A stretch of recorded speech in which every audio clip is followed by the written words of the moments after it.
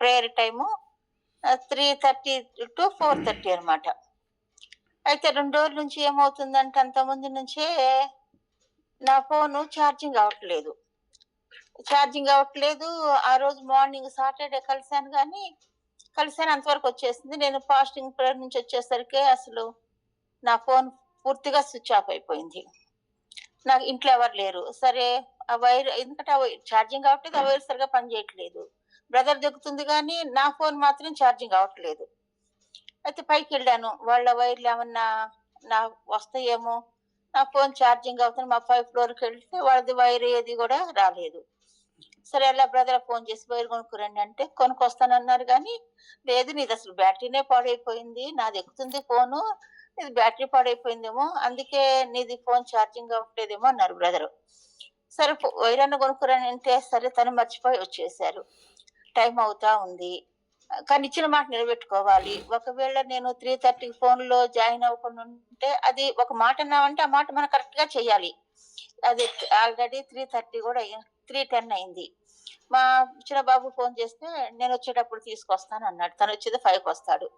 Brother ఏంటంటే, mummy ఇప్పుడు 3:30కి ప్రేయర్‌లో join అవ్వాలంటుంది. నువ్వేమో సాయంత్రం వస్తే ఎట్లా అని అన్నారు. సరే నాకేం తోచక ఏం చేయాలి? ఎలాగైనా సరే యుగేంద్ర బ్రదర్‌కి ఇన్ఫార్మ్ చేయాలనుకున్నాను. యుగేంద్ర బ్రదర్‌కి ఇన్ఫార్మ్ చేయాలంటే కూడా నా ఫోనే అసలు నంబర్‌లో రావట్లేదు గదా! ఏం చేయాలి? అని అనుకుంటే సరే రాణి వాళ్ళ husband David brother number brother దగ్గర ఉంటదనమాట.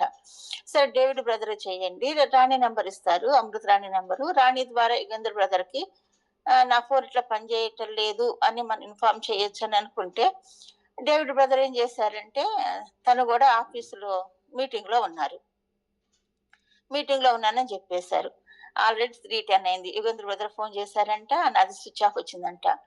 అసలు నాకేం చేయాలో మాట తప్పిందాన్నవుతాను. ఇటువైపు ఒకటే ప్రార్థన చేసుకుంటూ, ప్రభా నా ప్రార్థన యథార్థవంతురాలినైతే, నా ప్రార్థన యథార్థమైనదైతే నాకు ఏ విధంగానైనా సహాయం చేయండి. ఈ 2 మాటలే అసలు అంతకుముందు కూడా ప్రార్థన చేసుకుంటూనే ఉన్నాను.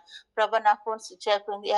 ఎలా కలవాలి అని ప్రార్థన చేసుకుంటూ వస్తున్నానన్నమాట. ఎలాగైనా జాయిన్ అయి నా టైం నేను తీసుకోవాలి. నేను ప్రేయర్ చేయాలి అని ఉదయం నుంచి ఫోన్ స్విచ్ ఆఫ్ అయిన దగ్గర నుంచి కూడా నేను ప్రార్థన చేసుకుంటూనే ఉన్నాను కానీ 3:10 వరకు కూడా కాలేదు. కరెక్ట్‌గా మా బాబు అక్కడి నుంచి ఆహ్, అప్పుడు జస్ట్ 3:10కి బ్ర బ్ర బాబు వేరే వాళ్ళు దాంతో ఏదో ఉంటాయి గదా! వాటితో పంపింగ్‌లోనే సాధారణంగా నా ఫోన్ వెంటనే చార్జ్ అవ్వదు పెట్టంగానే. ఎంత గాడ్ గ్రేస్ అంటే ఆ వైర్ కనెక్షన్ పెట్టంగులోనే బ్రదర్ ఏమో అసలు బ్యాటరీయే పాడైపోయిందన్నారు.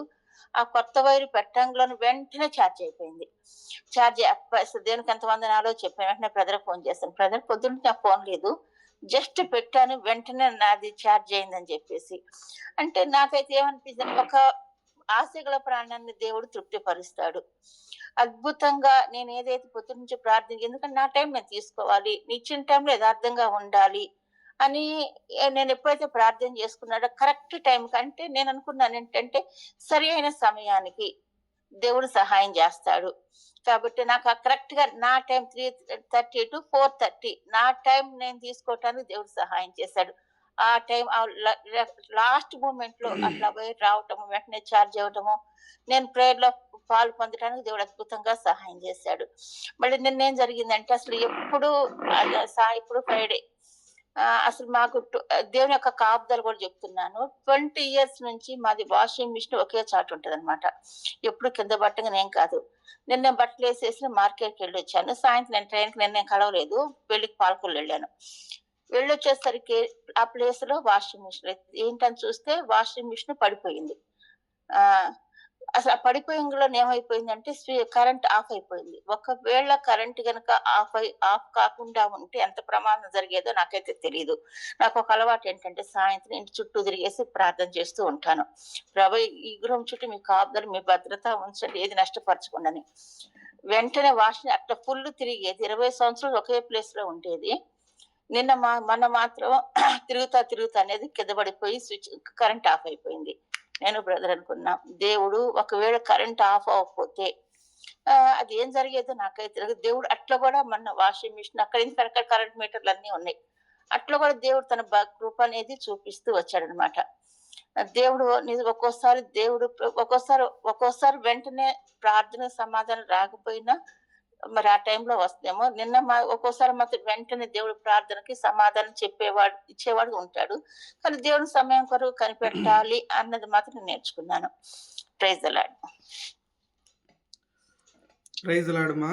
దేవునికి మహిమ కలుగును గాక. నిజంగా ఆ రోజు థర్డ్ వీక్ చేయని ప్రేయర్స్ అప్పుడు మరి నిజంగా నేను అనుకున్న విషయం అదే. 3-10 నిమిషాలకు ట్రై చేసిన, స్విచ్ ఆఫ్ వచ్చింది. అక్క ప్రార్థన కంటే ముందు సాక్ష్యం చెప్పింది. ఇంత గొప్పగా దేవుడు నాకు అవకాశం ఇచ్చాడు. నిజంగా సమయాన్ని నిజంగా ఎలా అయిపోతుందో అనుకున్నాను బ్రదర్ అని. చాలా ఎగ్జైటెడ్గా ఒక 2-3 నిమిషాలు మాట్లాడి తర్వాత ప్రార్థన చేశారు కదా. దేవుడు నిజంగా ఆశ కలిగిన ప్రాణాన్ని తృప్తిపరుస్తాడు అనడానికి ఇలాంటి సాక్ష్యాలు ఎంతో నిదర్శనం. నిజంగా కొందరైతే చైన్ ప్రేయర్స్కు టైం ఇస్తారు. ఆ టయానికి ఎక్కడో బయట ఉన్నాము, లేదంటే ఇంకో వర్క్లో ఉన్నామని చెప్పిన సందర్భాలు చాలామందికి లేవు. అంటే అదేదో వాళ్ళు తక్కువ భక్తిలో ఉన్నారని నేను చెప్తలేను, కానీ ఆ importancy of the presence of God, దేవునికి కొందరు ఇంకా చైన్ ప్రేయర్కు టైం ఇవ్వమంటే కూడా ఎప్పుడో లాస్ట్లో ఇంకా రేపు అంటే ఈరోజు ఇస్తారు. ఆ రోజు ఏమైపోద్ది అంటే వాళ్ళకు టైం ఎక్కడ అలాట్ చేయాలో కూడా అర్థం కాదు. అప్పుడు ఏమైపోద్ది అంటే ప్రార్థన భారం పంచుకోలేని వాళ్ళం అవుతాం.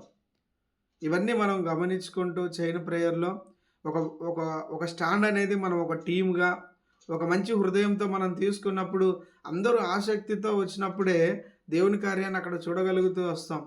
ముఖ్యంగా మన వ్యక్తిగత జీవితంలో ఆత్మీయ స్థితి అనేది అభివృద్ధి చెందడానికి ప్రార్థనా జీవితం ఎంతగానో మనకు సాయం చేస్తూ వస్తుంది.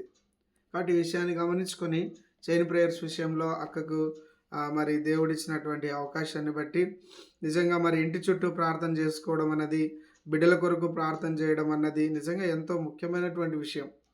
ఈ విషయాన్ని మనం నిర్లక్ష్యం చేయకూడదు. ప్రతిరోజు కూడా వీలైతే బిడ్డలు సమీపంగా ఉంటే వారి తలలపైన ఒక తల్లిదండ్రులుగా చేయి పెట్టి ఉదయం కానీ సాయంత్రం కానీ వాళ్ళ కొరకు ప్రార్థన చేయడము, లేదంటే కుటుంబ ప్రార్థనలో వారందరితో కలిసి మరి వారి యొక్క వ్యక్తిగతమైన పరిస్థితులను కనుక్కొని వాటిలో ఉన్నటువంటి పరిస్థితుల కొరకు ప్రార్థన చేయడం అన్నది నిజంగా ఒక మాట ఉంటుంది. నేను ఒక డోర్ మీద అతికించినటువంటి ఒక వచనం ఏంటంటే, నీ ప్రాకారములలో నెమ్మది కలుగునుగాక, నీ నగరులలో క్షేమం ఉండునుగాక కదా. మన ప్రాకారాల చుట్టూ దేవుని యొక్క కాపుదల ఉండాలి అన్నప్పుడు ఖచ్చితంగా మనము మన ఇంటి చుట్టూ కానీ మనకు ఎక్కడి పరిస్థితుల్లో అయినా కూడా ప్రార్థనా జీవితం అన్నది ఎంతో ముఖ్యమైనది. కేవలం చార్లెస్ స్పర్జన్ గారు చెప్తారు, ఊపిరి ఆగితే ఎట్లా ఉంటుందో ప్రార్థనా జీవితం లేకపోతే కూడా అంతే చచ్చిపోయిన స్థితిలో ఉండిపోతామని. సో ప్రార్థనా జీవితం చాలా ముఖ్యమైనది. Praise the lord. ఇంకెవరైనా ఉంటే కూడా మీ సాక్ష్యాలను దయచేసి క్లుప్తంగా పంచుకోవాలని మనవి చేస్తూ ఉన్నాను. దయచేసి షేర్ చేయండి. Praise the lord.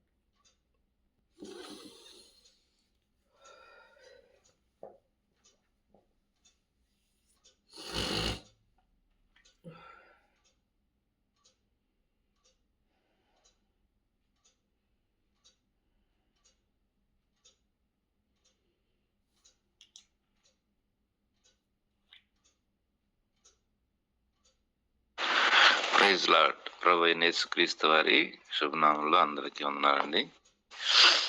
చిన్న సాక్ష్యమే ఇది. అది ప్రభు చేసిన మేలు.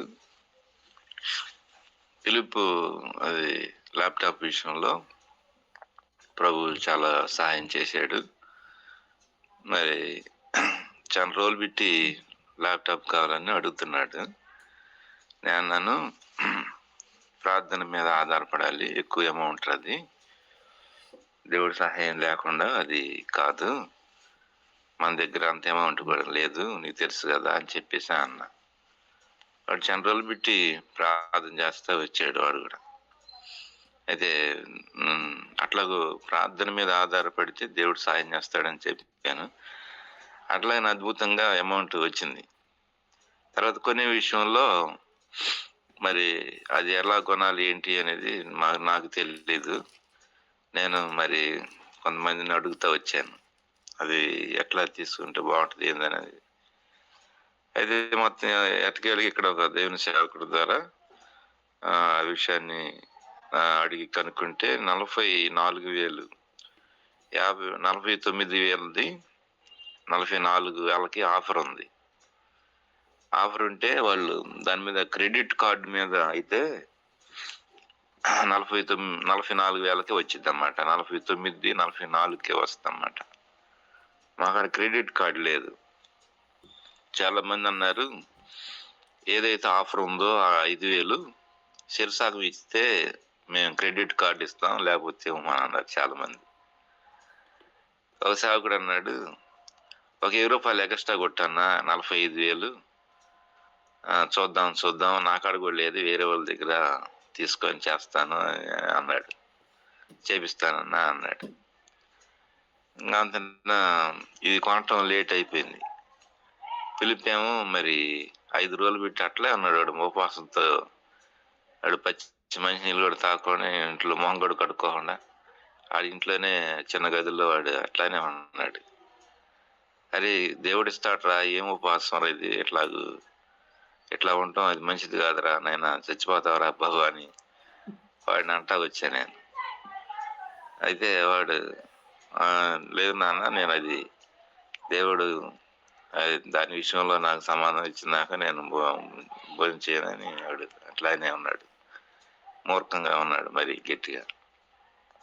మేమేమో ఇద్దరేమో అనుకుంటున్నామంటే ఈయన అలిగేడా ఎవరా అలిగేడు ఏంటమ్మా అని అనుకున్నాం మేము.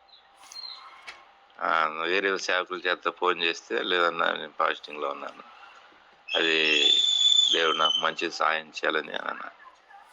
నేను ప్రార్థన చేస్తే దేవుడు అంటున్నాడు, దీనికంటే అధికంగా నేను చేస్తాను అని అన్నాడు ఆయన. ఇంకెప్పుడు అవుద్దా అని చెప్పేసి నేను వెయిటింగ్.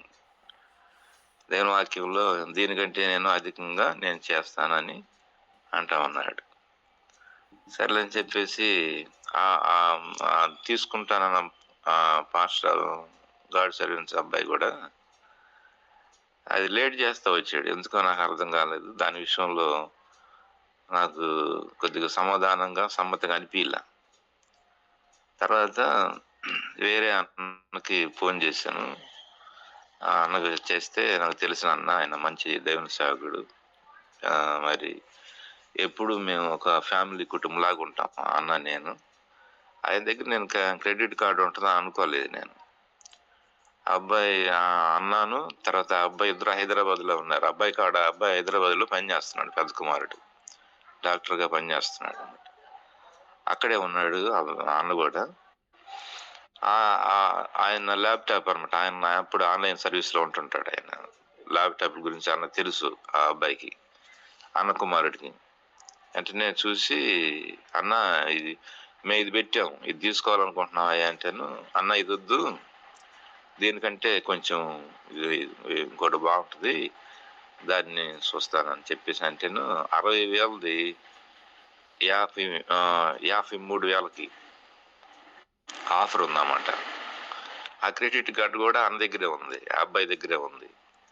వెంటనే కొట్టేసేసాడు, అమౌంట్ కొట్టేసేసి క్రెడిట్ కార్డు ద్వారా వెంటనే ఆన్ పెట్టిస్తే మరుసటి రోజుకి వచ్చేసింది ఇక్కడికి. అంతన చూస్తే ఇంకా అంతన పిలుపుని తీసుకున్నాడు. అది ఎక్కడ దాకా వచ్చిందని వీడు ఆన్లైన్ వస్తా ఉన్నాడు దీంట్లో సెల్లో. నాన్న వచ్చేసి అన్నాడు. వెళ్ళాము, చూసాము. తీసుకొస్తే వాళ్ళ ఆనందానికి అవధులు లేదు అన్నమాట. తల్లి కుమారుడు ఇంట్లో చిన్నమ్మాయి, చిన్న తల్లి చూస్తే ఎంత ఆనందపడ్డారంటే అంత ఆనందపడ్డాడు. ఎరా నేను చెప్పాను కదా, దీనికంటే అధికంగా దేవుడు చేస్తానన్నాడు కదా. మన దేవుడు ఆయన నమ్మదగిన వాడు. మరి మంచి ల్యాప్టాప్ అది. చూసిన వాళ్ళందరూ కూడా చాలా మంది చూసి పర్లేదండి, ఇది మంచిదే అని చెప్పేసానని అన్నారు. మేమైతే తక్కువ కోరుకున్నాం, కానీ దేవుడు దానికంటే అధికంగా వేరే వాళ్ళ ద్వారా దేవుడు అలాగూ మేలు చేశాడు. దేవుడు ఎప్పుడు కూడా ఆయన ఫెయిల్ కాడు అన్నమాట. ఆయన ఎప్పుడు కూడా ఆయన మన విషయంలో తప్పిపోడు. ఆయన మనమైతే తప్పిపోతాం, కానీ ఆయన ఎప్పుడు కూడా తప్పిపోయినటువంటి దేవుడు. వెంటనే అమౌంట్ అవన్నీ కూడా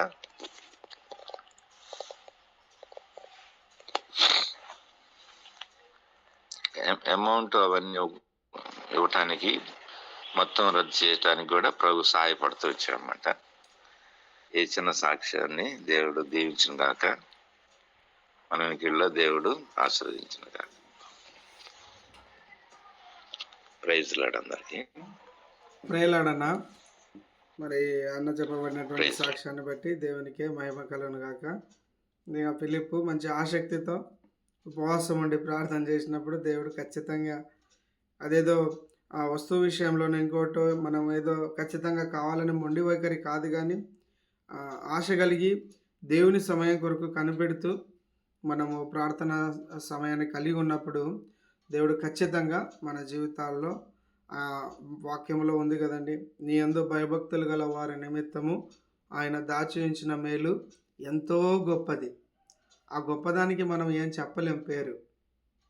కాబట్టి మనం గమనించుకుంటూ దేవుని యొక్క పాదాల చెంత ప్రతి ప్రార్థన మనవి కదా, ఎంత ఎంత ఆసక్తితో ఉన్నాడు నిజంగా యవనస్తుడు. ఉపవాసం ఉండి 3-4 రోజులు కంటిన్యూగా ఉండడము అనేది నిజంగా కొన్ని సమస్యలకు మనము అలాగ ఉపవాసం ఉండి ప్రార్థించాల్సిన పరిస్థితి కూడా మన కుటుంబాల్లో కూడా అవసరమై ఉంటుంది. కానీ ఈ ఉపవాస ప్రార్థనను మనం చాలా నిర్లక్ష్యం చేస్తాం. కాబట్టి ఈ విషయాన్ని గమనించుకుంటూ ప్రతి విషయంలో మనము ప్రార్థనాపూర్వకంగా ముందుకు వెళ్ళినప్పుడు దేవుడు మనకు సహాయం చేస్తాడు. అన్న చెప్పబడిన సాక్ష్యాన్ని బట్టి దేవునికి మహిమ కలుగును గాక. ఇంకెవరైనా కూడా మీ యొక్క సాక్ష్యాలను క్లుప్తంగా పంచుకోవాలని మనవి చేస్తా ఉన్నాను.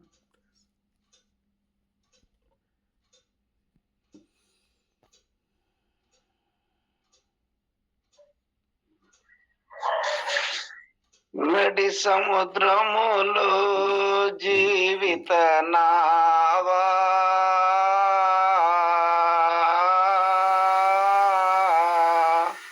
నడయాడి ఆదరికి చేరా, నడి సముద్రములో జీవిత నావా నడయాడి ఆదరికి చేరా, ఎక్కడికి నీ జీవిత పయనం, ఎందులకు ఈ జీవిత పరమార్థం. ఓ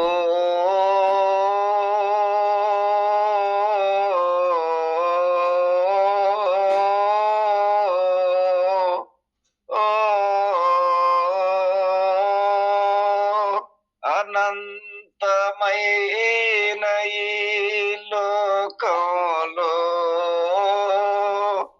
అశాంతి జీవిత శోకములో. దేవునికి స్తోత్రం. పోయిన గురువారం అనుకుంటా అర్జెంటుగా విశాఖపట్నం ఏరియా అబ్బాయిని తీసుకుని వెళ్ళి ఆడ చిన్న జాబ్లో జాయిన్ చేయడానికి వెళ్ళవలసి వచ్చింది. మరి ఏం చేయాలని చెప్పి ఏరియా కాకినాడ నుంచి ఒక పాస్టర్ గారు చిన్న జాబ్ కంపెనీలో చూపిస్తానని చెప్పి తీసుకుని వెళ్ళాడు. ఆ పాస్టర్ గారిని నల్లమల ఫారెస్ట్ మొత్తం తిప్పాను. మరి ఆయన ఏరియా అబ్బాయికి జాబ్ చూస్తే, సరే బ్రదర్ మీరు కూడా వెళ్ళిరండి అని చెప్పి విశాఖపట్నం వెళ్ళవలసి వచ్చింది. మరి వాడికి ఆ డబ్బులు లేవు, నాకు ఆ డబ్బులు లేవు. మరి ఏం చేయాలా? ఎర్రగొండపాలెం వెళ్ళాం. డబ్బులు లేని పరిస్థితిలో ప్రభువా మీ చిత్తం అయితే మరి మేము వెళ్ళటానికి కృషి చూపించండి అని అన్నాను. అంతలోకే ఒక షుగర్ పేషెంట్, అంతకుముందు 3 రోజుల నుంచి నేను వైద్యం చేస్తా ఉన్నాను, బయట గుంటూరు వెళ్ళవలసింది, విశాఖపట్నం దాకా పోయి రావాలా, డబ్బులు కావాలన్నాను. పేషెంట్ ద్వారా ఎంత కావాలన్నా అన్నాడు. ఎంత ఒక 1000 రూపాయలు ఇదే, పోయి వచ్చినాక మరి నీకు డ్రెస్సింగ్ అవి చేస్తుంటాను కాబట్టి ఇబ్బంది లేదంటే, ఓకే మరి ఇబ్బంది ఏమన్నా అని జోలు పెట్టాడు 1000 రూపాయలు. సరే తీసుకుని వెళ్ళాము. బస్ స్టాండ్ బేలకు బస్సు ఉంది, వెళ్ళాము, క్షేమంగా వెళ్ళాము. గుంటూరు బేలకు మేము రిజర్వేషన్ చేసుకోవాలి, విశాఖపట్నం బస్సు. మరి ఏం చేయాలా? అది అన్ని ఏసీలు, టికెట్ మామూలు రిజర్వేషన్ ఉంటేనే లోపలికి వెళ్ళాలి. మరి ఏం చేయాలని చెప్పి, ప్రభా మీ చిత్తం మీద వెళ్తాం లేకపోతే లేదు, ఎన్నికి వెళ్తాం అని చెప్పి వెళ్ళి టీసీ దగ్గరికి వెళ్ళి, అయ్యా మరి మేము అర్జెంటుగా విశాఖపట్నం వెళ్ళాలి, మరి ఖాళీలు ఉన్నాయా అని అడిగాను. ఆ, సార్ నేను గుంటూరు అడ్వకేట్ నన్ను, మరి ఏం చేయాలా, మరి పోవాలి, అర్జెంట్ పని ఉంది వెళ్ళాలంటే, సరే మీరు కూర్చోండి సార్ అన్నాడు. ఏంది, ఎక్కడ కూర్చుంటారంటే 47-48లో కూర్చోండి, నేను వస్తాను అన్నాడు. సరే వెళ్ళాము, కూర్చున్నాం. అందరినీ టికెట్ టికెట్ అడుగుతుంటూ, సార్ మిమ్మల్ని అడిగాం కదా, మరి ఎంత టికెట్ అంటే ఒక్కొక్కరికి 500 అన్నాడు. సరే ఇచ్చేసాను. నా కాడ ఉన్నది 1000 రూపాయలే, కానీ ఇచ్చేసాము. మరి టికెట్ తీసుకున్నారా అన్నాడు. టికెట్ తీసుకెళ్ళలేదు సార్, మిమ్మల్ని అడిగాం కాబట్టి డైరెక్ట్ ఎక్కామన్నా అంటే, ఓకే ఓకే, మరి రాసి ఏంటంటే, రాసి ఇవ్వాల్సిన పని లేదు, మీరు ఆడికి వచ్చిన తర్వాత నేను మాట్లాడతానులే అన్నాడు. ఇదేమి అద్భుతమని అనుకున్నాను. మరి ఏం చేయాలా, డైరెక్ట్గా ఒకవేళ మధ్యన ఎవరన్నా వస్తారేమో సార్ అన్నాను. ఆయన పేరు నాగరాజు. ఎవరు రారు, నేనే ఉంటాను, అక్కడ చివరి దాకా కూడా నేనే ఉంటాను ఇదే భోగిలో అని అన్నాడు. సరేనని వెళ్ళాము. అక్కడికి వెళ్ళిన తర్వాత అక్కడ జాబ్ పర్పస్ ఆయన మరి కారు పెట్టుకొని రెడీ ఉన్నాడు. సరే వెళ్ళాము. డైరెక్ట్గా ఆ అబ్బాయిని జాయిన్ చేసి వద్దామనుకుని వెళ్తున్న సమయంలో అద్భుతంగా డబ్బులు రావటం, మరి ఆ టికెట్ కలెక్టర్ కూడా దేవునితో మాట్లాడటం గొప్ప భాగ్యం. మరి పోవటం వెంటనే ఆ కారులోనే ఆయన తీసుకుని వెళ్ళాము. మరలా వచ్చేటప్పుడు కూడా, సార్ మీకు ఆ డబ్బులు ఉన్నాయా అన్నాడు కార్ డ్రైవర్. లేవండి, మేము ఉంటే 1000 రూపాయలు ఉంటే 1000 రూపాయలు ఆడ టికెట్ పెట్టుకొని వచ్చాము, మరి డబ్బులు లేవంటే, సరే ఫోన్ పే కొడుతున్నాను సార్ అన్నాడు. 1000 రూపాయలు ఫోన్ పే కొట్టాడు. మరలా వెంటనే వచ్చి రైల్వే స్టేషన్లో అన్నం తినేసి మేము డైరెక్ట్గా మళ్ళా వెంటనే బయలుదేరి క్షేమంగా విజయవాడకు వచ్చాను. మరి దేవునికి స్తోత్రములు, దేవునికి మహిమ కలుగునుగాక. ఈ చిన్న సాక్ష్యం దేవుడు దీవించునుగాక.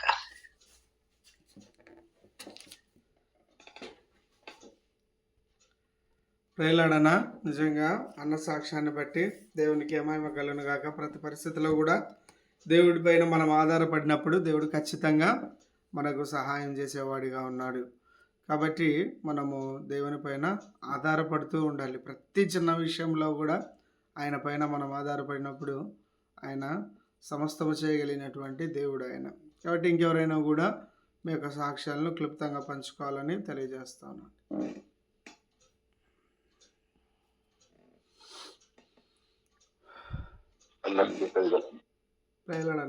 చిన్న సాక్ష్యం బాగుంటుంది. యాక్చువల్గా ఇది 1 వీక్ బ్యాక్ నేను షేర్ చేసుకోవాలనుకున్నాను, మిస్టేక్ చేయలేకపోయాను.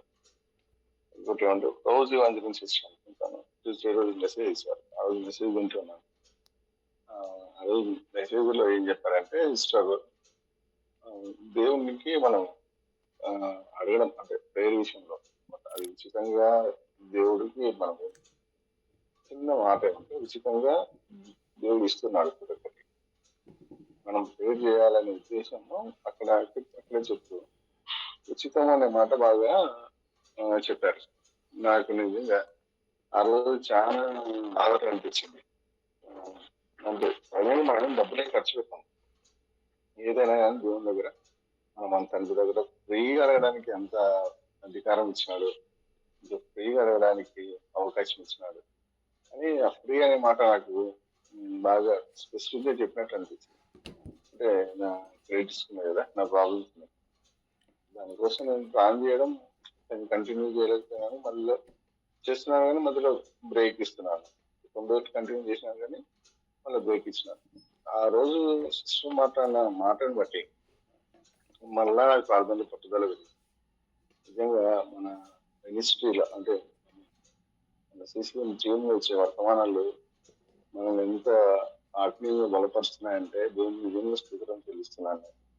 ఆ రోజు మాట్లాడిన తర్వాత మళ్ళీ ప్రార్థనలు పట్టుదల పెరిగింది. నిజంగా మనం ఫ్రీ, మనం ఒక్క రూపాయి కూడా ఖర్చు పెట్టట్లేదు కదా, దేవుడు ప్రతి ఒక్కరు ఫ్రీ ఇస్తున్నాడు, మనం ఎందుకు పడుకోకూడదని ఆ రోజు నుండి మళ్ళా స్టార్ట్ చేస్తాను. దేవుడు ఈ విధంగా ఈ వాక్యం ద్వారా బలపరుస్తున్నందుకు దేవునికి స్తోత్రం. Thank you. ప్రేలాడనా, సో దేవునికి మహిమ కలుగును గాక. ఒక చిన్న సాక్ష్యం నేను చెప్పాలని ఇష్టపడతా ఉన్నాను. గడిచిన దినాల్లో 25-26 తారీఖు ఆర్ఆర్ నగర్ కాలనీలో గాస్పల్ మీటింగ్ గురించి మనం ప్రార్థన చేస్తూ వచ్చాం. సో ఈసారి గాస్పల్ మీటింగ్కు ప్రభు కృపను బట్టి నేను కూడా సండే మండే 2 రోజులు వెళ్ళొచ్చినాను. అయితే గాస్పల్ కొరకు సాధారణంగా హెబ్రోన్ నుంచి వెళ్ళినప్పుడు ఖచ్చితంగా ఒక 20 మంది ఈజీగా వెళ్ళిపోతారు. దేవుని యొక్క మహాకృప ఏంటంటే ఈసారి వచ్చిన 20 మంది కూడా మంచి మెసెంజర్స్. అసలు ఎంత వాక్యం పంచుకునే వాళ్ళు, సువార్త చెప్పేవాళ్ళు అంటే అంతగా రెగ్యులర్గా వచ్చే వాళ్ళకంటే చాలా యాక్టివ్గా ఉండేవాళ్ళు, వాక్యం చెప్పే వాళ్ళు ఎక్కువ మంది వచ్చారు. సో సాధారణంగా ఏంటంటే మామూలుగా తక్కువ వచ్చేవాళ్ళు అనమాట మెసేజ్ చెప్పేవాళ్ళు. కొత్త కొత్త యవనస్తులు వచ్చేవాళ్ళు. చైన్ ప్రేయర్ టీము హెబ్రోన్లో. సో ఈసారి మా టీంలో మరి చాలామంది మంచి ఆత్మీయులు. ఒక సహోదరుడు అయితే ఏ వెహికల్ అయితే బయలుదేరడానికి ప్రార్థన చేశాడో ఆయన ఇంటికి వెళ్ళిపోయి వెంటనే బ్యాగ్ జరుపుకొని వచ్చాడు ఆయన. సో దేవుడు అట్లా కార్యం చేస్తూ వచ్చినాడు. అయితే మరి గాస్పల్ చేయడానికి మేము పోతా ఉన్నాం, కానీ ఎవరికి వాక్యం చెప్దామన్నా ముందుగానే ఈ సిస్టర్స్ బ్రదర్స్ ప్రతి సందులో ప్రతి వీధిలో ట్రాక్స్ పట్టుకొని వెళ్ళిపోతూ ఉన్నారు, కూర్చుంటా ఉన్నారు. ఇంకా మనం ఎవరికి చెప్దాంలే అని మేము చిన్నగా నడిచిపోతూ ఉన్నాం, నేను ఇంకో సహోదరుడు. సరే ఎవరైనా ఖాళీగా ఉన్న వాళ్ళు కనపడితే మాట్లాడదామా అనుకొని అట్లా పోతా ఉన్నప్పుడు చిన్నపిల్లలు కనపడ్డారు. చిన్నపిల్లలకు ఒక పాట నేర్పించి సహోదరుడు ఒక వాక్యం చెప్తూ వచ్చినాడు. ఇంకా మనకు ఎవరు సువార్త పంచడానికి మనుషులే దొరకలేరు. ఉన్న ఇల్లులన్నీ వీళ్ళే సువార్త చేసుకుంటూ పోతున్నారు. ఏమన్నా ఇట్లుంది మన పరిస్థితి అని నేను ఆ సహోదరుడు మాట్లాడుకుంటూ వస్తుంటే దూరాన ఒక ఇసుక తిప్పలు ఉన్నాయన్నమాట.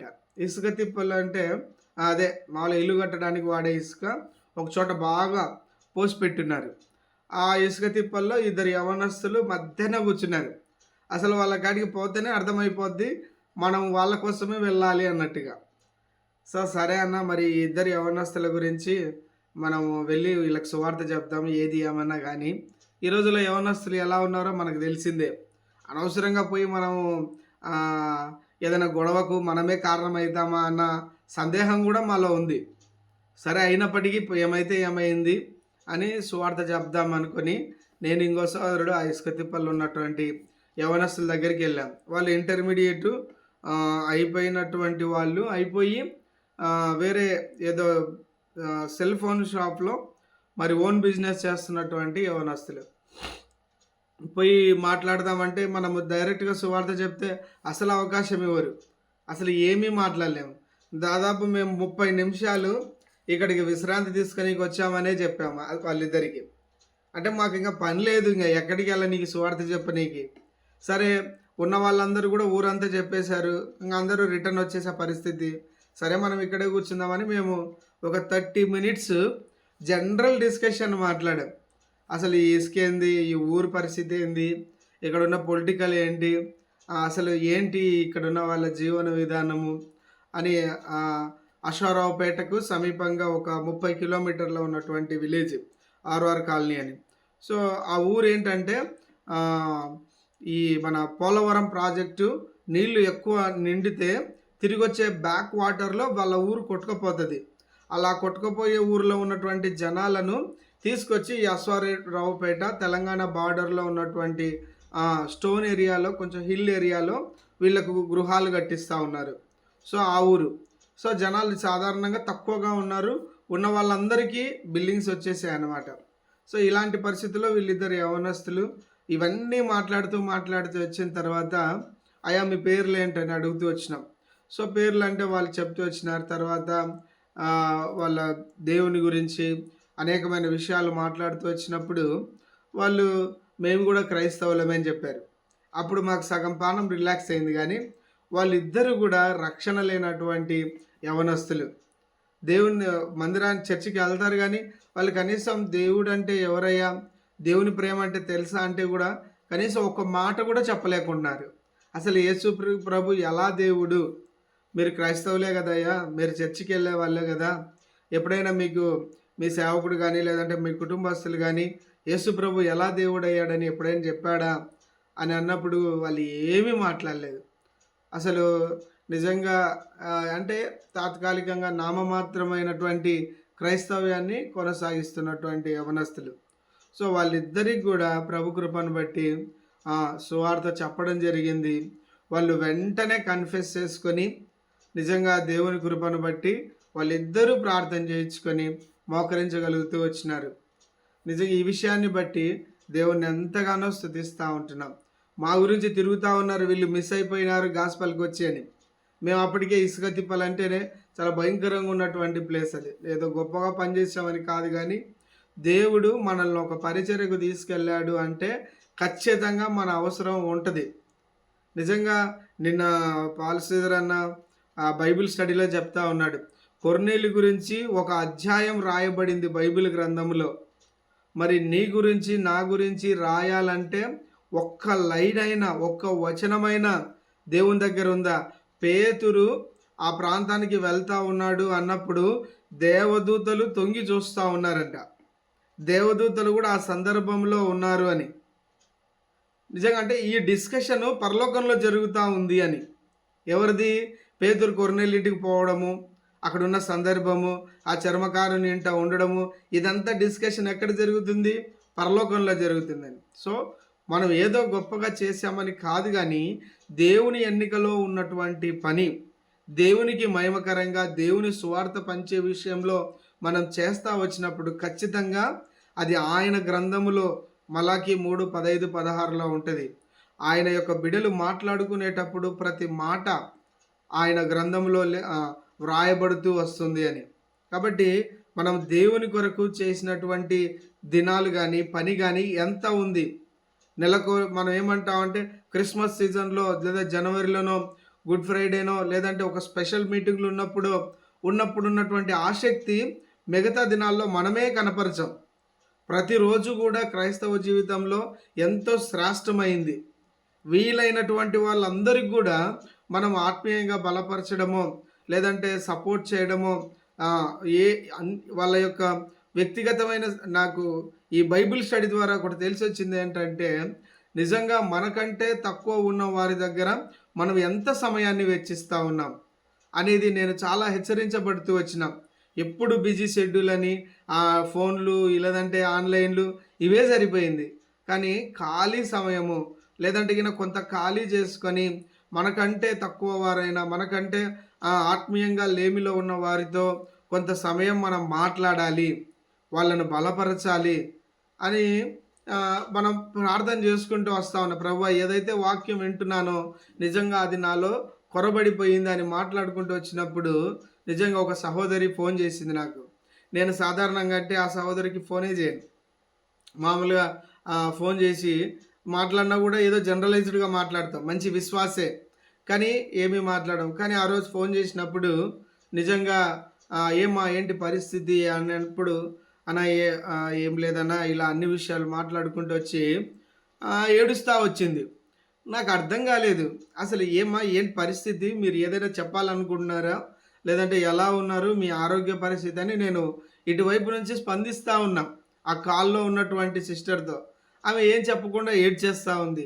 ఏం జరిగింది అని తర్వాత మెల్లగా ఒక్కొక్క విషయం మాట్లాడుకుంటూ వచ్చినప్పుడు, అమ్మ దేవుని పని చేస్తున్నారా, ప్రార్థన జీవితం ఎలా ఉంది, వాక్యం చదువుకుంటున్నారా, ఇలా మాట్లాడుతూ వచ్చినప్పుడు నేను సంవత్సరం కిందట దేవునికి నమ్మకంగా ఉండాలని ఒక తీర్మానం తీసుకున్న. సంవత్సరం రోజులయ్యింది, శత్రువు నన్ను ఒక భయంకరమైన బలహీనతకు నన్ను బందీ చేసింది అని తను మాట్లాడుతూ వచ్చింది. ఏదో చేయకూడనటువంటి పాపం గురించి అయితే కాదు, కానీ ఒక వ్యక్తి చేత ఆకర్షించబడుతూ వచ్చిందని, లేదంటే ఆ దినాన్ని నేను దేవుని కొరకు నిలబడాలని ఒక తీర్మానం తీసుకున్నానని. నిజంగా యవనస్తురాలైనటువంటి ఒక సహోదరి, అలాంటి సమస్యలు చెప్పుకోవడానికి మనం ఒక కంఫర్టబుల్ జోన్ అనేది మన దగ్గర క్రియేట్ చేసుకునేటట్టుగా మనం విశ్వాసం ఉండాలి. మన జూనియర్స్ మన దగ్గరకు వచ్చి అన్ని మాట్లాడగలుగుతూ ఉన్నారా? అప్పుడు ఆ సహోదరి చెప్పినప్పుడు నా కళ్ళ వెంట నీళ్ళు వచ్చేసాయి. అంటే నేనేదో గొప్పగా చెప్పాలని కాదు, కానీ ఆమె చెప్పినప్పుడు ఈ మాట చెప్పుకోవడానికి తన చుట్టూ ఒక సేవకుడు కానీ, ఒక కుటుంబం కానీ, ఒక రక్త సంబంధి కానీ, ఒక స్నేహితుడు కానీ లేడు. తను ఒక 6 నెలల కిందట ఎప్పుడో ఫోన్ చేసింది, మరలా ఇప్పుడు చేసింది. నాకు అప్పుడు చాలా బాధేసింది. అయ్యా, ఇలాంటివి చెప్పుకోవడానికి సమీపంగా ఎవరు లేరా అని తర్వాత ఆ విషయాన్ని అంతటిని బట్టి ప్రార్థన చేసి తనను బలపరిచి ఈ విధంగా యోహాను సువార్త మీద నాకు బైబిల్ క్విజ్ ఉందమ్మా, మీరు కొంచెం నాకు క్వశ్చన్స్ ప్రిపేర్ చేయండి అని తనకు ఒక టాస్క్ కూడా అసైన్ చేస్తూ వచ్చిన. అంటే ఇదంతా దేవుని కృపను బట్టే. దేవుని ప్రేమ, దేవుని కొరకు ప్రతిరోజు నేను జీవించాలి అని అనుకుంటే ఖచ్చితంగా దేవుడు ఒక ఫోన్ కాల్ ద్వారా కూడా నీతో నాతో పని చేయించుకోవడానికి ఇష్టపడతాడు ఆయన. కాబట్టి ఈ యొక్క సాక్ష్యాలు రెండు కూడా యవనస్తులైనటువంటి వారితో ట్రావెల్ చేయడానికి దేవుడు ఈ వారంలోనే కృప చూపుతూ వచ్చాడు. అందును బట్టి దేవునికే మహిమ కలుగును గాక. ఇంకెవరైనా కూడా మీ యొక్క సాక్ష్యాలు ఉంటే దయచేసి పంచుకోవాలని మనవి చేస్తూ ఉన్నాను. Praise the lord.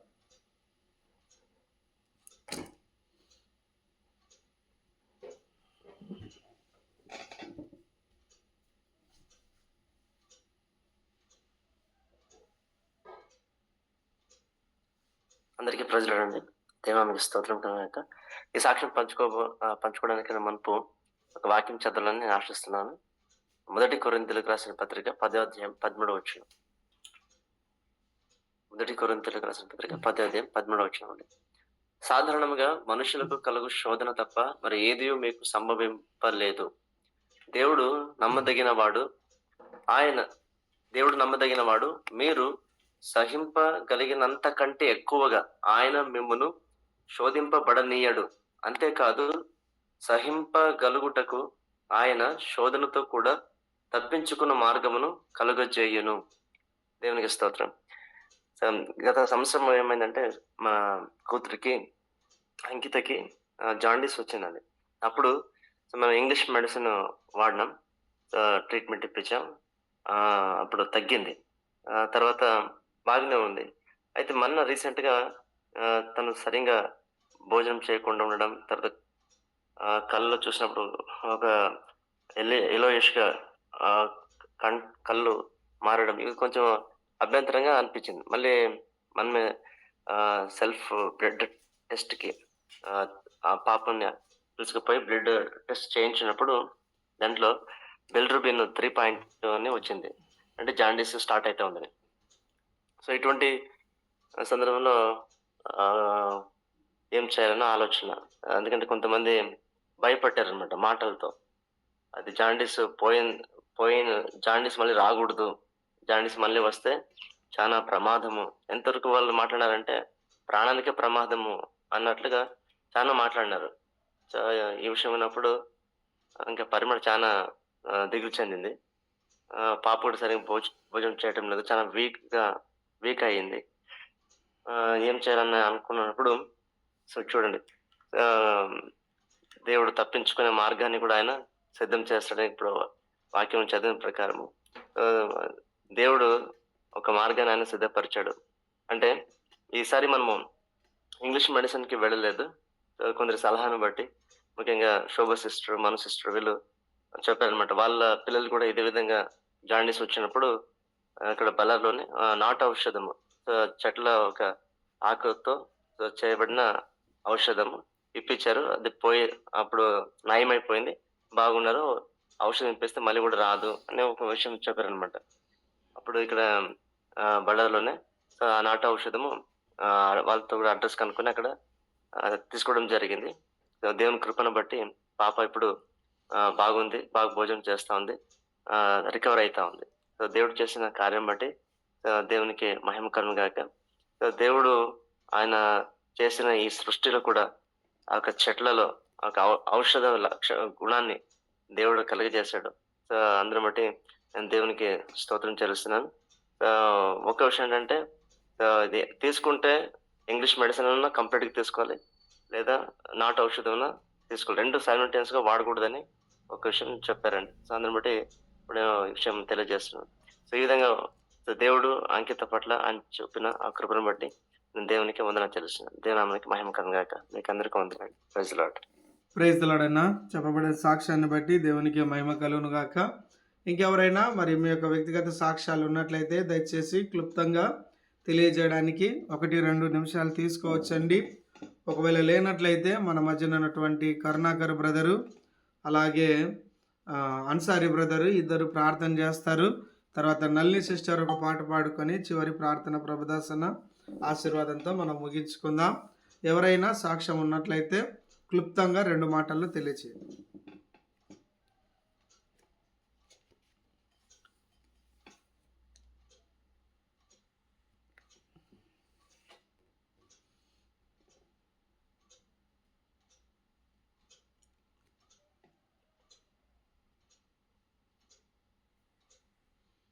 ఓకే, ప్రార్థన చేసుకుందాం. అయితే మరి కర్ణాకర్ బ్రదర్ మీరు చేయండి అన్న, తర్వాత అన్సారీ బ్రదర్ చేస్తారు. రేలన్న ప్రార్థించుకుందాం.